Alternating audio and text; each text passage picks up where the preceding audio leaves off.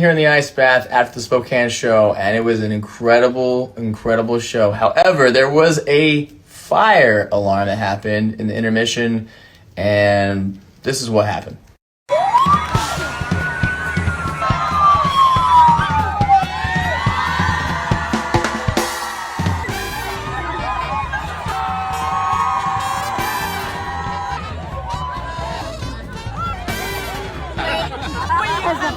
These are all dancers!